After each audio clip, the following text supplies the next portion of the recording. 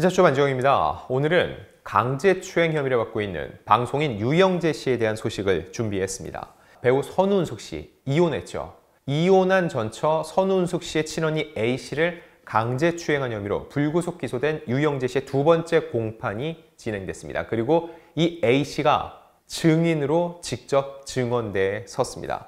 지난 12월 10일 수원지방법원 성남지원에서 이 친족관계에 의한 강제추행 혐의를 받고 있는 유영재 씨의 두 번째 공판이 열렸습니다. 그리고 이 법정에서는 굉장히 수위 높은 이 피해 고백이 있었습니다. 아직까지 혐의여서 이게 100% 사실이라고 볼 수는 없지만 이 A씨가 이런 증언을 하면서 굉장히 심적으로 쉽지 않았을 거란 생각이 듭니다. 자, 그럼 이날 재판장에서는 어떠한 공방이 오갔는지, 그리고 이게 강제추행 사건이면 아무래도 굉장히 민감한 사생활이 포함이 되죠. 그럼에도 불구하고 비공개 재판이 아니라 공개 재판으로 이루어진 이유는 무엇인지, 그리고 다음 재판 때는 선우은숙 씨가 증인으로 섭니다.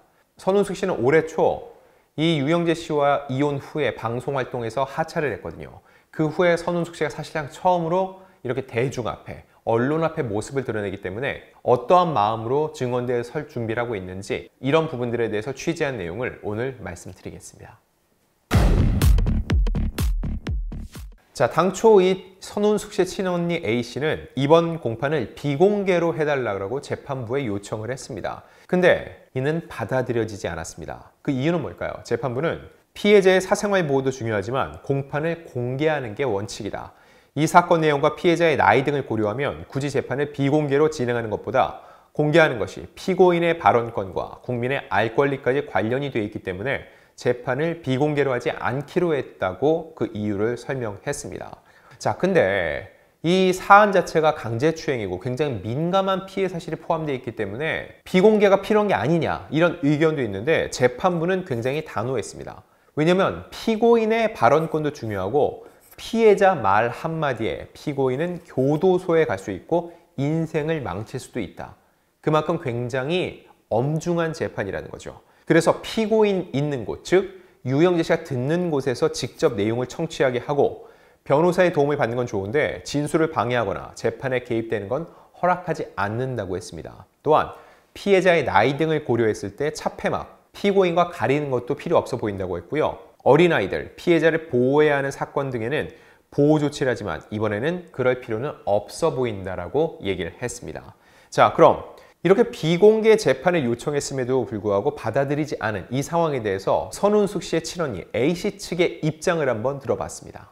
일단 선우은숙 측 언니 쪽에서 비공개를 신청하게 된 경위는 일단 성범죄 사건이었고 범죄의 형태가 굉장히 입에 담을 수 없을 정도로 중한 사안이었고 피해자와 피고인 간에 지금은 아니지만 당시에 가족관계에 있었던 분들이고 이런 피해의 구체적인 정황이 언론에 공개될 경우에 대해서는 피해자 입장에서 굉장히 수치심을 느낄 수 있는 사안이었기 때문에 재판의 비공개를 신청하게 되었습니다.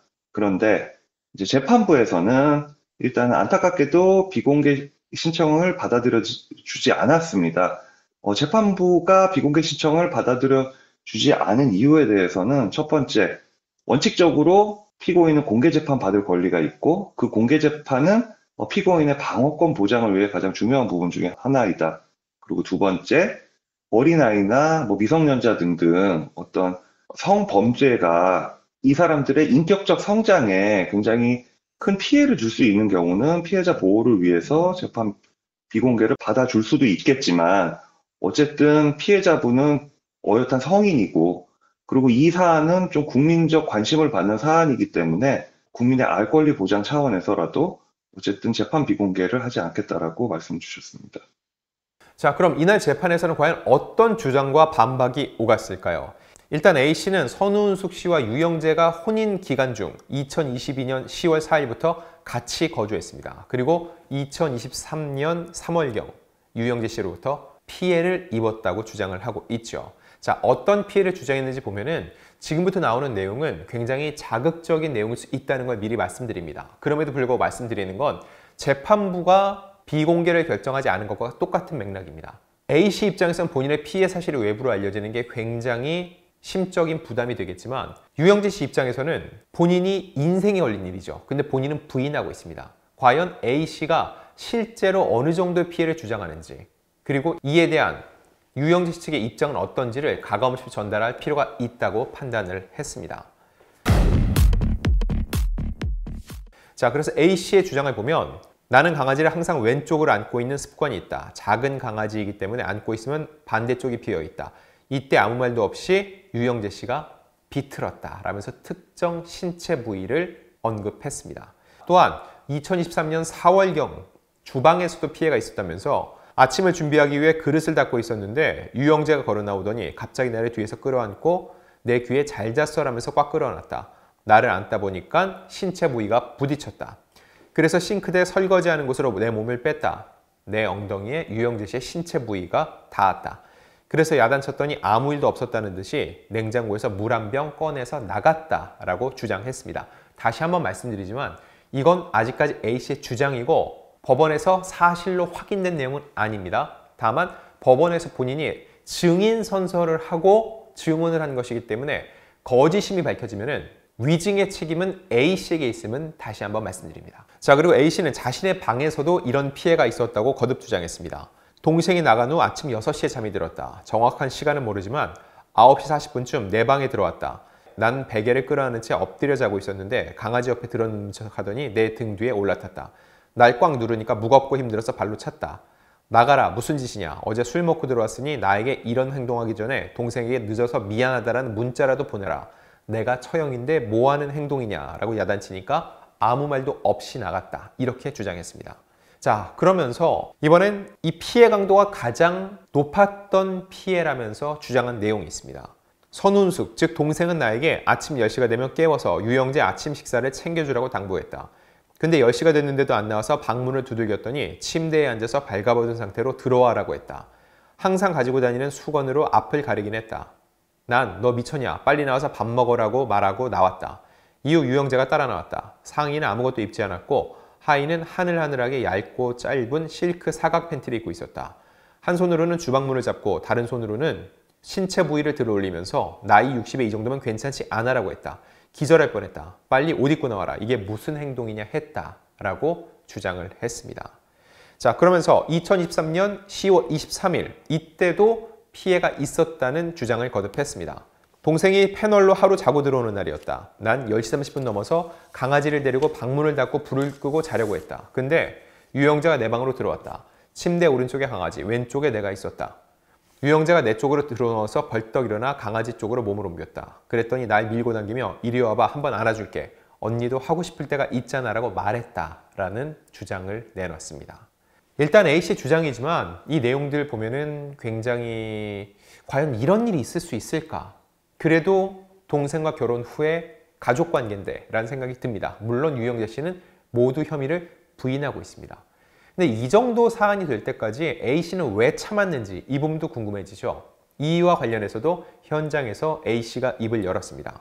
동생이 첫 번째 이혼할 때 굉장히 많은 스캔들이 있었다. 그리고 18년 동안 혼자 외롭게 사는 모습을 봤다.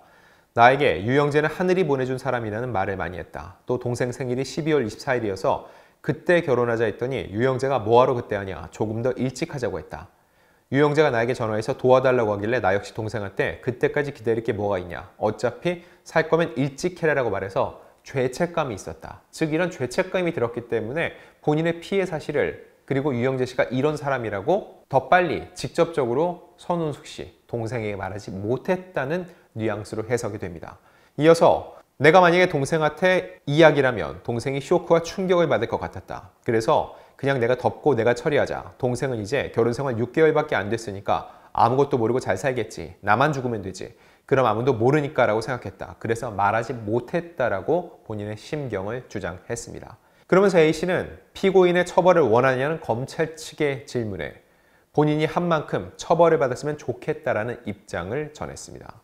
자, 이에 대한 유영재 씨의 입장은 어떨까요?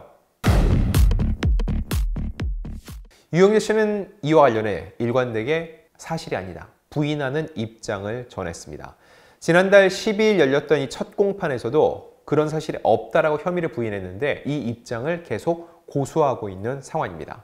그리고 이 유영재 씨의 변호인은 A씨의 질문의 일관성이 있는지 이런 부분들을 확인하는 질문들을 했다고 하는데, 아무래도 이런 강제추행 사안 같은 경우는 제3자의 증인을 찾기 어렵고 증거를 남기기도 쉽지 않습니다. 그래서 이 증언, 피해자의 일관된 증언, 그들의 주장에 모순이 없는지를 굉장히 유심히 보거든요.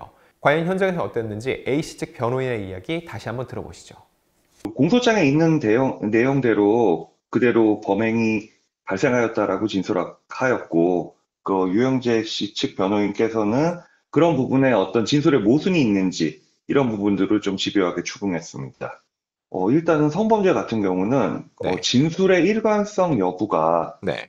범죄의 유무죄를 판단하는 데 가장 중요한 기준으로 사용됩니다. 네. 그래서 피해자가 수사기관에서 했던 진술, 그리고 당일 법정에서 한 증언 등에 대해서 전후, 그리고 정황상 모순되는 부분이 혹시 있는지에 대해서 계속 질문을 하는 것이 보통 성범죄 변호의 실무입니다. 자, 이제는 선운숙 씨가 증인으로 나설 차례입니다. 12월 17일 열리는 재판에 증인으로 나오게 됩니다. 이혼과 여러 논란 이후에 동치미에서 하차한 후 처음으로 언론 앞에 서게 되는데, 이 자리에서 선운숙 씨가 어떤 이야기를 하지 않을까 생각이 듭니다. 사실 이 자리는 개인적인 심경 고백이라기보다는 언니의 피해를 입증하는 재판에 대해서 증인으로 나서게 되는데, 아무래도 선운숙 씨는 본인 때문에 언니가 피해를 입었다 이런 생각을 갖고 있기 때문에 증인을 철회하거나 현장에 나오지 않거나 그럴 가능성은 굉장히 낮아 보입니다. 과연 그럼 그 자리에서 선운숙 씨는 어떤 이야기를 할 것인지, 또 어떠한 준비를 하고 있는지 노종원 변호사에게 물어봤습니다. 선홍숙 씨께서는 굉장히 담담하고 어차피 있었던 사실이고 굳이 거짓말을 할 이유가 없기 때문에 법정에서 성실하게 증언할 계획이십니다. 심리 상태나 이런 것들도 시간이 많이 지나고 많이 회복된 상태시고요. 사실 지난번 이제 이혼이라든지 여러 가지 일을 겪으시고 사실상 그날 처음으로 언론들 앞에 나서게 되시는 건데 그거에 예. 따른 부담감은 없으신가요? 한 번쯤은 본인에 대해서 취재를 하실 수 있다라고 지금은 생각하고 계십니다. 오히려 좀 편하고 담담하게 생각하고 계시고요. 그럼 그날 앞에서 취재진 앞에서 어떠한 말씀을 좀 나누시거나 그런 계획도 있으신가요? 그 부분에 대해서는 아직 좀 이야기를 나눠본 바가 없습니다. 자, 12월 17일 이날 재판에 앞서 혹은 재판이 끝난 후에 선운숙 씨가 어떤 입장을 내면은 이 역시 적잖은 파장이 있을 것으로 예상이 되는데, 과연 그날 재판에서는 어떤 주장이 오갈지, 또 어떤 공방이 있을지 저희가 취재 후에 또 여러분들께 전달 드리겠습니다.